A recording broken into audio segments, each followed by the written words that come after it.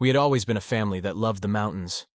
Our yearly trips to the Rockies were a tradition, a time to bond over skiing, hot chocolate, and evenings by the fire. This year was no different, or so I thought. My wife, Emily, and I had been married for 12 years, with two beautiful kids, Lucas and Emma, who were as enthusiastic about skiing as we were. Emily and I had met on a ski trip during college, so these annual excursions held a special place in our hearts. They were a reminder of our beginnings, of the love that had blossomed on the snowy slopes of Breckenridge. This year we had decided to return to Breckenridge, where it all began. It was supposed to be a time of nostalgia and rekindling the romance amidst the pristine white landscapes. But something felt off from the start. Emily seemed distant, distracted. At first, I chalked it up to the usual holiday stress, but there was an undercurrent of something I couldn't quite put my finger on. It started with subtle changes. Emily, who usually spent weeks planning our trip down to the last detail, seemed indifferent this time. Packing was rushed, and her excitement was muted. I noticed her spending more time on her phone, often smiling at messages that weren't from me or the kids. When I asked her about it, she brushed it off, saying it was just work-related. I wanted to believe her, but a nagging doubt began to take root in my mind. Our first day on the slopes was supposed to be perfect. The weather was crisp and clear, the snow fresh and inviting. But Emily opted out of skiing with us, claiming she wasn't feeling well. Instead, she insisted that we go ahead and enjoy ourselves. She stayed back at the lodge, saying she needed to rest. It was unusual for Emily, who loved skiing almost as much as I did. I couldn't shake the feeling that something was wrong. Lucas and Emma were disappointed, but quickly got over it as we hit the slopes. Their laughter and joy were infectious, and for a while, I managed to push my worries aside. That evening, I found Emily sitting by the fireplace, staring into the flames with a faraway look in her eyes. She barely noticed when we returned, and her responses to our stories of the day's adventures were monosyllabic at best. She excused herself early, saying she was tired and went to bed, leaving me to wonder what was going on. I spent that night tossing and turning, unable to sleep. My mind was a whirlwind of suspicions and unanswered questions. I replayed the past few weeks in my head, trying to pinpoint when things had started to change. It wasn't just the trip. Emily had been different for a while now. Distant, secretive. I tried to convince myself it was all in my head, but the doubt gnawed at me relentlessly. The next morning, Emily seemed more like herself. She apologized for her mood the previous night, blaming it on exhaustion and a headache. I wanted to believe her, to put my doubts to rest, but the seed of suspicion had already been planted. As the days went by, I became more attuned to the little things. The furtive glances at her phone, the hushed conversations when she thought no one was around, the way she pulled away from my touch. Our family dinners, usually filled with laughter and stories, became stilted and awkward. Emily would often excuse herself to take a call or answer a message, leaving me to pick up the pieces. The kids noticed too, their concerned looks mirroring my own. I tried to keep things normal for their sake, but it was like trying to hold water in my hands, impossible and futile. As the trip drew to a close, my unease grew. I needed to know what was going on. I needed to understand why the woman I loved was slipping away from me. Little did I know, the answers I sought would shatter my world and force me to confront a betrayal I never saw coming. The night before our last day on the slopes, Emily said she wanted to go for a walk alone.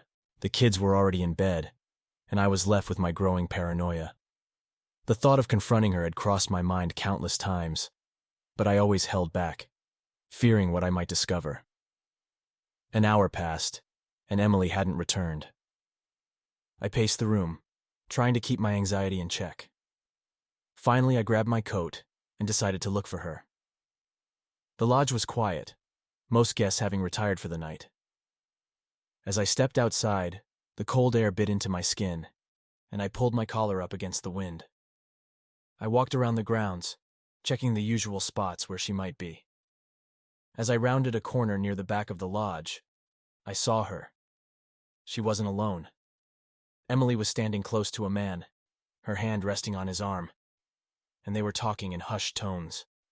My heart pounded in my chest as I watched them from a distance, partially obscured by the shadows. The man was tall and athletic, with the confident ease of someone familiar with the mountains. It didn't take long to realize he was one of the ski instructors we had seen earlier in the week. As I strained to hear their conversation, the coldness in my stomach spread, freezing me in place. "I can't keep doing this, Jake." Emily's voice was a whisper, but in the stillness of the night, it carried enough for me to catch. "It's tearing me apart." Jake took her hand in his. "Emily, you know how I feel. This isn't just a fling for me. I love you." Her response was lost to the wind, but it was clear from her body language that she was conflicted. I wanted to march over there, to demand answers, but I couldn't move. The betrayal felt like a physical blow, knocking the air out of my lungs. They embraced, and then she kissed him. It wasn't a casual kiss. It was filled with passion and longing. I turned away, unable to watch any longer. I walked back to the lodge in a daze, each step feeling like it was taken through a thick fog. Back in our room, I sat on the edge of the bed, staring at the wall. The image of Emily with Jake played on a loop in my mind. The love of my life, the mother of my children, was cheating on me. The realization was both numbing and excruciating. Emily returned shortly after, looking flustered, but trying to appear composed. She smiled weakly at me. "Sorry I took so long. I just needed some air." I nodded, not trusting myself to speak. The lies tasted bitter on my tongue, but I swallowed them down. I needed a plan. Confronting her now in the middle of our family trip would only create chaos and hurt the kids. I decided to bide my time, to gather evidence, and prepare for what lay ahead. The next day, I pretended everything was normal. Emily seemed relieved, perhaps thinking her secret was safe. We spent the day on the slopes, the kids laughing and enjoying themselves. It was agony for me, plastering on a smile and playing the part of the happy husband and father, but every glance at Emily felt like a knife twisting in my heart. Back at the lodge that evening, I set my plan into motion. While Emily was in the shower, I took her phone and quickly scanned through her messages. My hands shook as I found the conversations with Jake, confirming what I had already witnessed. The texts were explicit and left no room for doubt. My worst fears were laid bare in front of me, each message a nail in the coffin of our marriage. I forwarded the text to my own phone and then carefully placed hers back where I found it. My mind raced with thoughts of revenge, justice, and the need to protect my children from the fallout. The trip ended the next day, and we returned home with a veneer of normalcy that barely hid the storm brewing beneath the surface. Over the next few weeks, I continued to gather evidence. I installed a small camera in our bedroom and recorded a phone conversation between Emily and Jake. I saved copies of emails and photos, building a case that would leave no doubt about her infidelity. Finally, the day came when I could no longer keep up the charade. I took the kids to my parents' house for the weekend, telling Emily it was just a chance for her to have some time to herself. She seemed grateful, probably planning to spend the weekend with Jake. Once the kids were settled with my parents, I drove back home. I waited until I knew Emily and Jake would be together. Then I entered the house quietly. The sounds from the bedroom confirmed my suspicions. I pushed the door open and stood there, watching the two of them in bed together. Emily's scream was one of pure shock, and Jake scrambled to cover himself. It didn't give them a chance to speak. I threw the evidence I had collected onto the bed, letting the images and messages spill out like a torrent of betrayal. "This," I said, my voice cold and steady, "is what you've done to our family." Emily's face was a mask of horror as she realized the extent of my knowledge. Jake looked between us, unsure of what to do. I turned to him, my voice dripping with contempt. "Get out, now!" Jake grabbed his clothes and fled, leaving Emily and me alone in the wreckage of our marriage. She tried to speak, to explain, but I held up my hand to stop her. "I trusted you," I said, my voice breaking. "I loved you. And this is how you repay me?" Tears streamed down her face, but they meant nothing to me. I had made up my mind. This betrayal would not go unanswered. The time for confrontation was over. Now, it was time for retribution. Emily sat on the bed, clutching the sheets to her chest, her face pale and tear-streaked. I stood there, my heart a mix of fury and heartbreak, trying to maintain control. The evidence of her betrayal lay scattered around her, undeniable and damning. "How long?" I demanded, my voice colder than I felt. "How long have you been seeing him?" She sobbed, her shoulders shaking. "It started a few months ago," she admitted, her voice barely above a whisper. I never meant for it to go this far. I was just so lonely, so unhappy. Unhappy? I shot back, incredulous.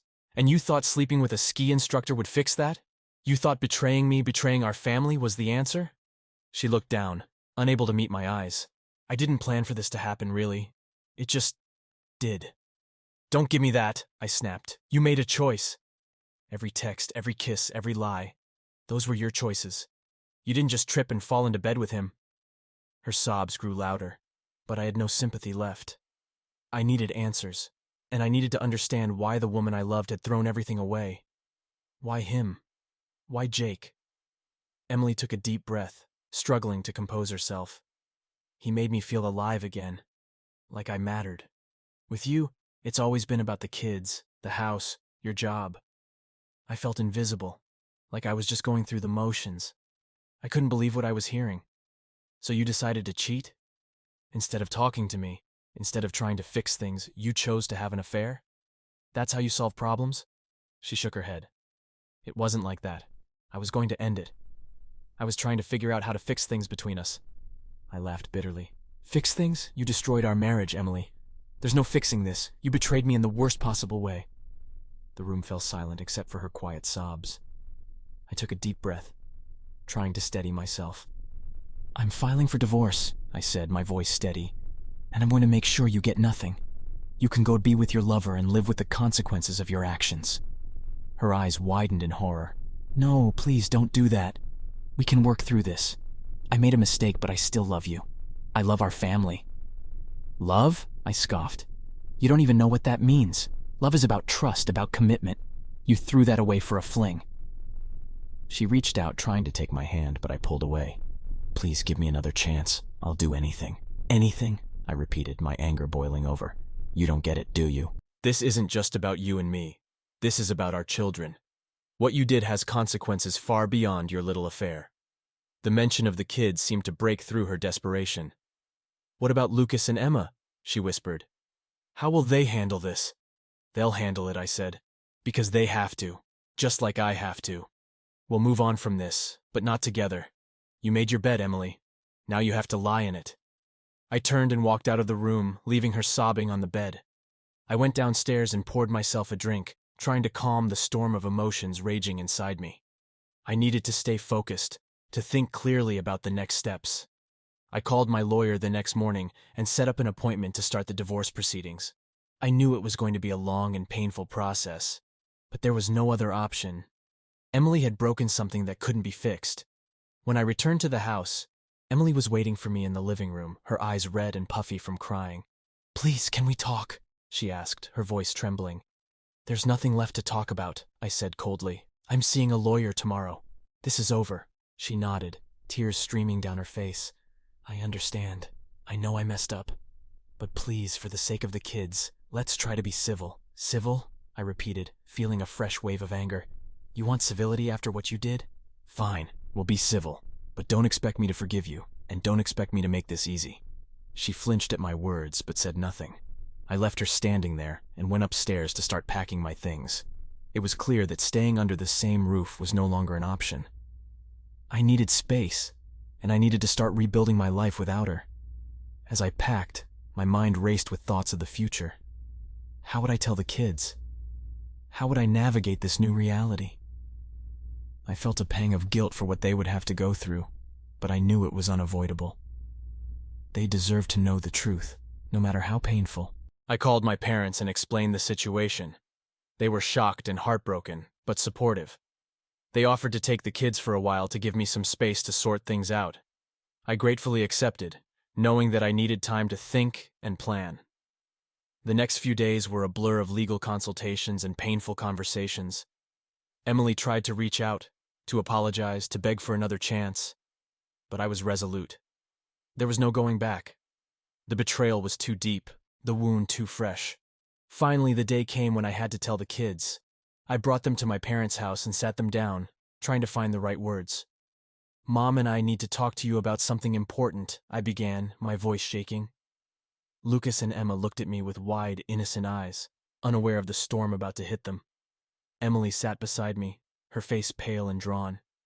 She reached out to hold my hand, but I pulled away, unable to bear her touch. "Your mom and I are getting a divorce," I said, the words tasting bitter on my tongue. "It's not your fault. We both love you very much, and we will always be here for you." Tears welled up in Emma's eyes, and Lucas looked stunned. "Why?" he asked, his voice cracking. "Why are you getting a divorce?" Emily started to speak, but I interrupted her. "Because sometimes things happen that can't be fixed, but that doesn't change how much we love you." Emma started crying, and Lucas looked angry and confused. "But why? I don't understand," he repeated. I took a deep breath, trying to keep my own emotions in check. "It's complicated," I said, "but the most important thing is that we both love you, and we're going to make sure you're okay." Emily reached out to the kids, but they pulled away, clearly struggling to process the news. I felt a pang of guilt, knowing that their world had just been shattered, but I also knew that this was the only way forward. As we left my parents' house that day, the reality of the situation began to sink in. My marriage was over, my family torn apart, but I was determined to move forward, to rebuild my life and protect my children from the fallout of Emily's betrayal. And as I walked away from the wreckage of my marriage, I knew one thing for certain. I would never let anyone hurt me like that again. The days that followed were a blur of pain and disbelief. I moved into a small apartment not far from the house so I could be close to the kids. Every night was a battle against the images that played on a loop in my mind. Emily's betrayal, her whispered confessions, the intimate moments she shared with Jake. Sleep became an elusive stranger, and when it came, it brought no peace. I threw myself into work, trying to bury the agony beneath piles of paperwork and endless meetings. My colleagues noticed the change, but I brushed off their concerns, claiming everything was fine. But inside, I was unraveling. The foundation of my life had been ripped away, and I was left struggling to find my footing in the wreckage. Nights were the hardest.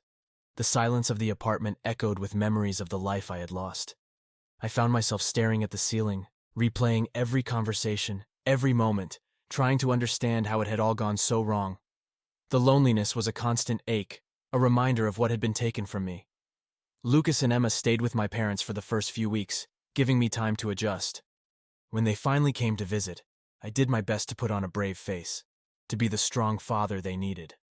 But they saw through the facade. Children are more perceptive than we give them credit for. "Dad, are you okay?" Lucas asked one evening as we sat on the couch, trying to watch a movie. His concern was palpable, his young face etched with worry. I forced a smile, ruffling his hair. "I'm okay, buddy. Just a lot going on right now." Emma crawled into my lap, her small arms wrapping around my neck. "We miss you, Daddy." The tears I'd been holding back threatened to spill over, but I blinked them away. "I miss you too, sweetie. We'll get through this, I promise." Their presence was both a comfort and a reminder of what I had to fight for. I couldn't afford to fall apart. I had to be there for them, to guide them through this storm. But the weight of that responsibility was crushing, and there were times when I felt like I was drowning. Emily called frequently, trying to talk, trying to apologize. At first I ignored her calls, letting them go to voicemail. Hearing her voice was too painful, too raw. But eventually, I knew I had to face her, to confront the emotions I had been burying. "James, please, can we talk?" she pleaded one evening when I finally answered. "Talk about what, Emily?" I said, my voice flat. "About how you destroyed our family, about how you betrayed me." She was silent for a moment, and when she spoke, her voice was choked with tears. "I know I hurt you. I know I made a terrible mistake, but we need to find a way to move forward for the kids." I clenched my fists, struggling to keep my anger in check. "Move forward? How do you suggest we do that, Emily? You shattered everything." "I know," she whispered. "I know. But we have to try, for Lucas and Emma." Her words cut deep because I knew she was right. We couldn't go back, but we had to find a way to co-parent, to be civil for the sake of our children. But forgiveness was out of the question. The wound was too fresh, too deep. We agreed to meet, to discuss logistics and arrangements. Sitting across from her in a sterile coffee shop, I couldn't help but feel a surge of resentment. She looked fragile, her eyes puffy from crying, but I couldn't muster any sympathy. "We need to be honest with the kids," I said, my tone cold. "They deserve to know the truth." She nodded, wiping away a tear. "I agree. but we need to do it together. Together? I laughed bitterly. There's no together anymore, Emily. We're done. Her face crumpled, but she didn't argue. Instead, we focused on practicalities, schedules, financial arrangements, the logistics of shared custody. It was a painful, hollow conversation, devoid of the warmth and connection that had once defined our relationship. As the days turned into weeks, I began to adjust to my new reality. The apartment felt less foreign, and the routine of work and parenting provided a semblance of normalcy. But the pain lingered, a constant undercurrent to every moment. I started seeing friends again, reaching out for support. They rallied around me, offering a listening ear and a shoulder to lean on. Their kindness was a balm to my wounded spirit, reminding me that I wasn't alone.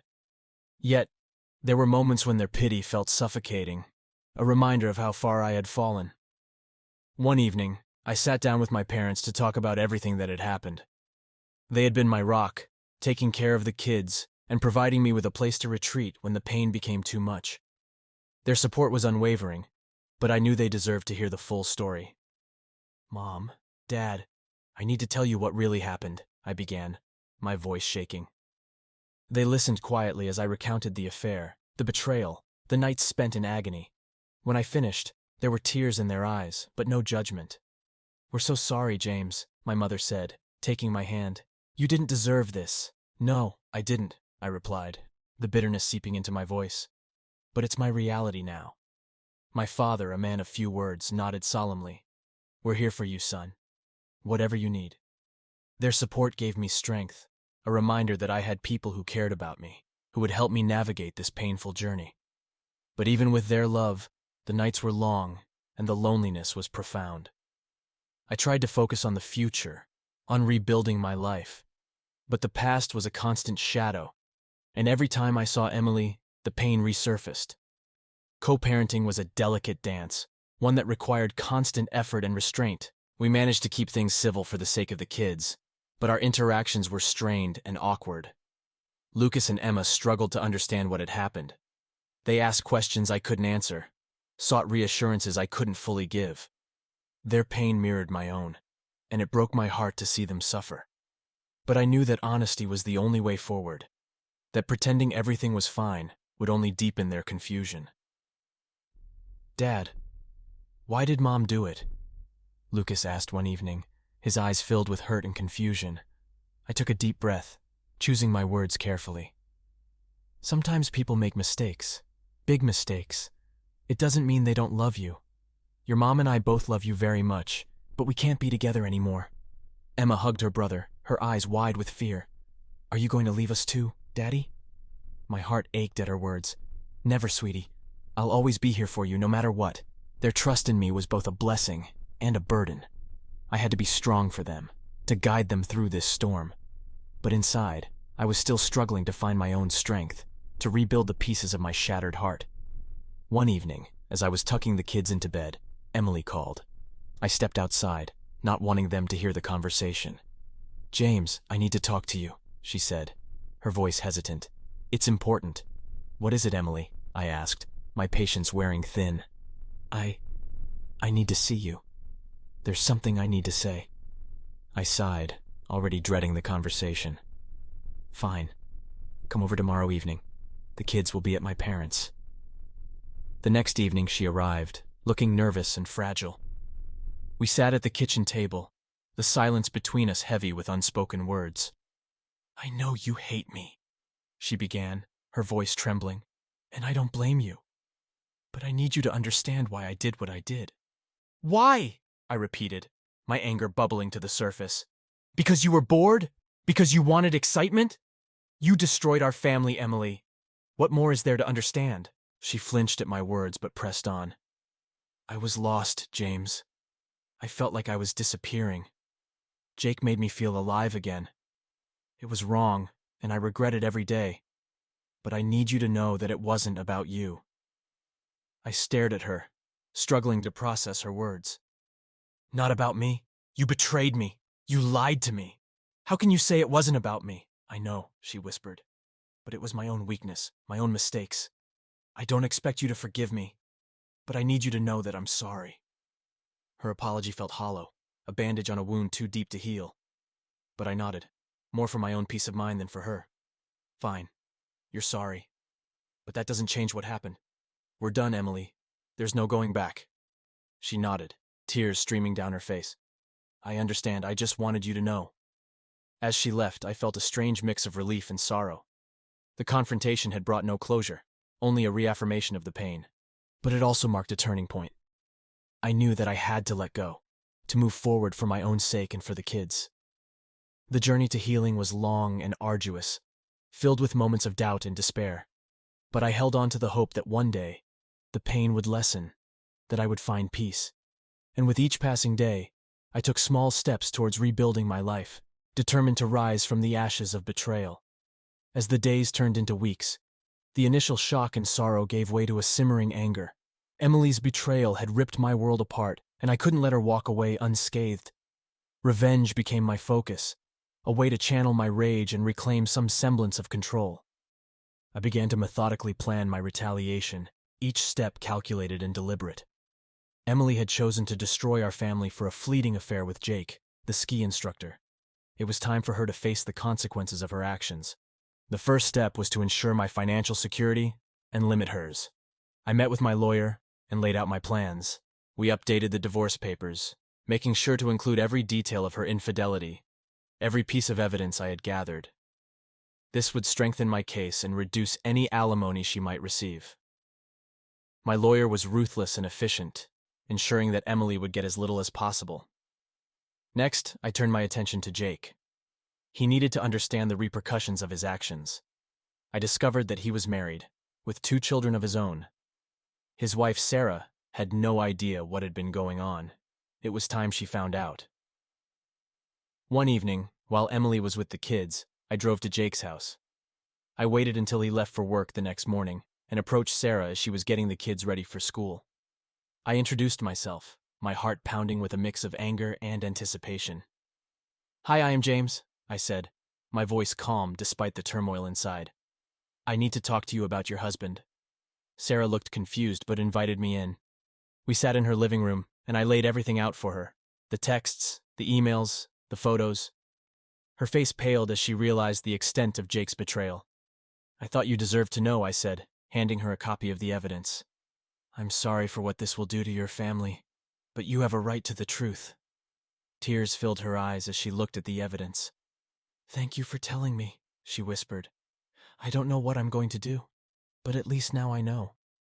Satisfied that Jake would face the fallout from his actions, I turned my attention back to Emily. I needed to ensure that her reputation suffered just as much as mine had. I began leaking the evidence of her affair to our mutual friends and family. The scandal spread quickly, and soon everyone knew about her betrayal. Emily's parents were devastated. They called me, begging for an explanation. I told them the truth, sparing no detail. They were horrified, their support for her crumbling under the weight of her actions. Her friends were equally appalled, many of them cutting ties with her completely. Emily's life began to unravel.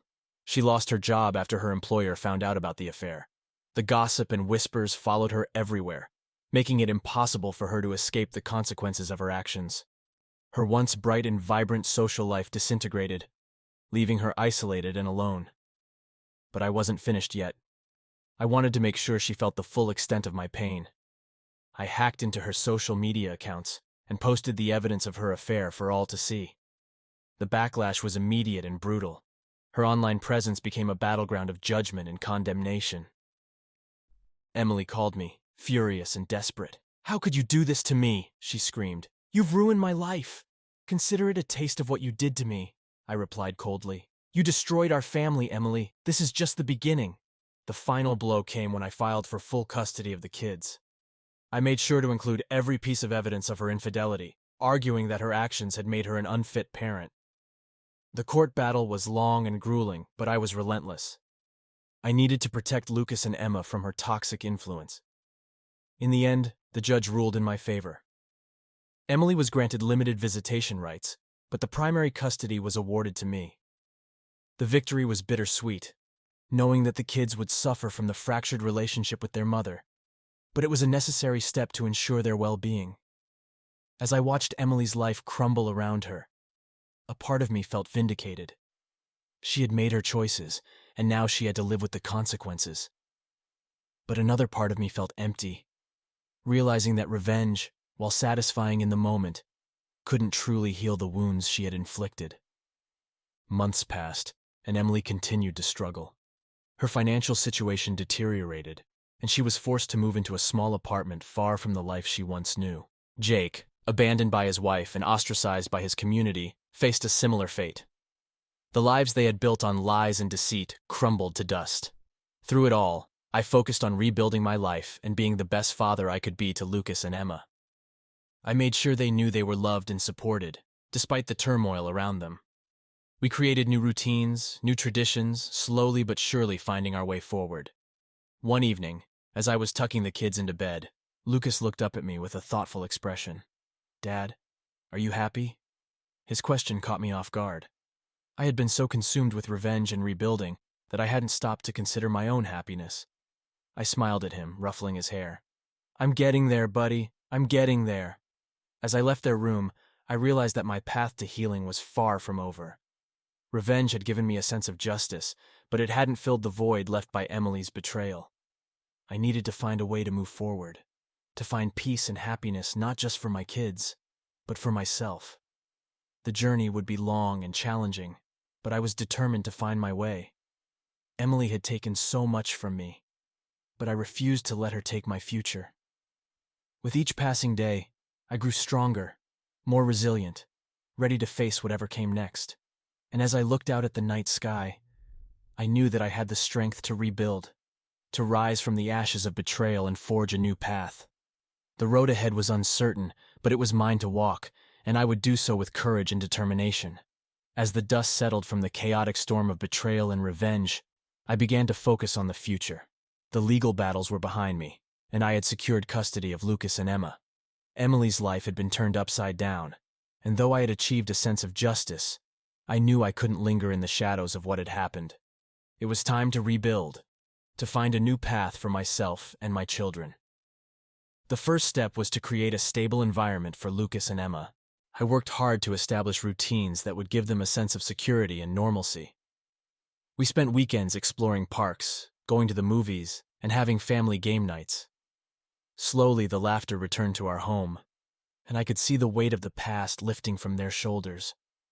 One evening, after the kids were in bed, I sat down and reflected on everything that had happened.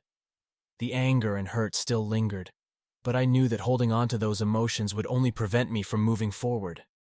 I needed to make a decision about how to live my life, not just for myself, but for my children. I decided to focus on my own well-being. I started exercising regularly, finding that physical activity helped clear my mind and release the pent-up emotions. I reconnected with old friends, people who had been there for me during the darkest times. Their support and camaraderie were invaluable as I navigated this new chapter of my life. One of those friends was Sarah, Jake's ex-wife. After I had revealed Jake's affair to her, she had gone through her own journey of healing and rebuilding. We began to talk more frequently, finding comfort and understanding in each other's experiences. Our conversations were honest and raw, filled with the shared pain of betrayal, but also the hope of new beginnings. Sarah and I decided to meet for coffee one Saturday morning. As we sat in the cozy cafe, talking about our children and our plans for the future, I felt a connection that was both unexpected and welcome. She was strong and resilient, qualities I admired deeply. "You know, James," she said, stirring her coffee, "we've both been through so much, but I think we're stronger for it. We've come out the other side and we have a chance to create something new." I nodded, feeling a sense of agreement deep within. "You're right, Sarah. We've survived the worst. Now it's time to build something better." Our friendship grew, and over time it blossomed into something more. We took things slow, mindful of our children and the scars we both carried. But there was a mutual respect and understanding between us that made it easy to be around each other.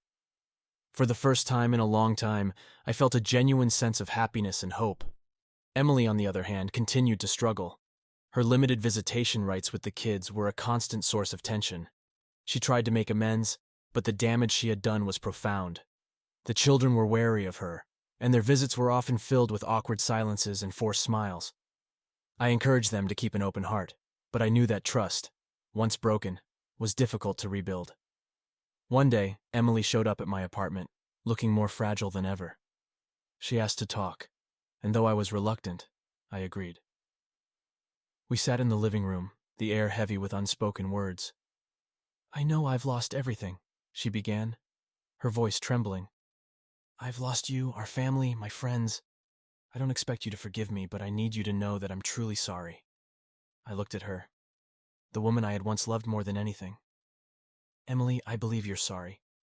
But sorry doesn't fix what you did. It doesn't change the fact that you shattered our family." She nodded, tears streaming down her face.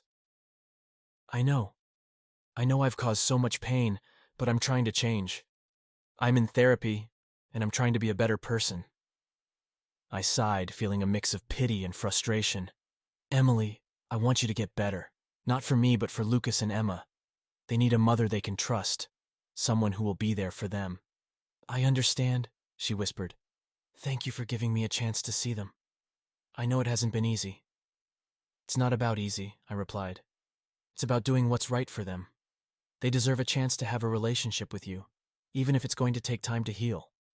Our conversation was difficult, but it felt necessary. It was a step towards some semblance of closure, a way to put the past behind us and focus on what mattered most: our children. As she left, I felt a sense of relief, knowing that I had done everything I could to ensure their well-being. Life gradually found a new rhythm. Sarah and I grew closer, and our relationship brought a sense of joy and stability that I hadn't felt in years. We introduced our children to each other, and they quickly formed a bond, their shared experiences creating a unique understanding among them. One evening, as we all sat around the dinner table, laughing and sharing stories, I realized how far we had come. The pain and betrayal that had once dominated my life were no longer at the forefront. Instead, there was love, resilience, and a newfound sense of purpose.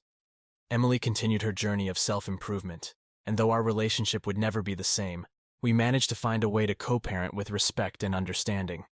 The kids were thriving, their laughter and smiles a testament to their strength and resilience. As I looked around the table, I felt a deep sense of gratitude. Life had thrown us into the depths of despair, but we had emerged stronger, more compassionate, and ready to embrace the future. The journey of healing and rebuilding was far from over, but I knew that with Sarah by my side and the support of my family and friends, we could face whatever challenges lay ahead. And as I held Lucas and Emma close, I promised myself that I would continue to be the father they deserved, guiding them with love and strength through whatever life had in store. The road ahead was still uncertain, but it was filled with promise. And for the first time in a long time, I felt truly hopeful about the future. Years passed, and the memories of those dark days began to fade. The pain of betrayal, the chaos of revenge, and the struggle to rebuild had all become part of our past. What remained were the lessons learned and the strength gained from overcoming those trials. Emily continued her journey of self-recovery. She managed to secure a job and maintained a stable home for herself. Our interactions became more amicable over time, especially as we focused on co-parenting Lucas and Emma. Although our relationship could never return to what it once was, we found a way to work together for the sake of our children. Sarah and I grew even closer, our bond deepened by shared experiences and mutual respect. We eventually decided to move in together, merging our families into one cohesive unit. Our children thrived in the new environment, finding joy and stability in our blended family. The laughter and warmth that filled our home were proof of our hard-won happiness. One sunny afternoon, we all gathered in our backyard for a barbecue. Lucas and Emma played with Sarah's kids, their laughter ringing out as they ran around. Sarah stood beside me, her hand slipping into mine, and we shared a smile, grateful for the peace we had found. "Who would have thought we'd end up here?"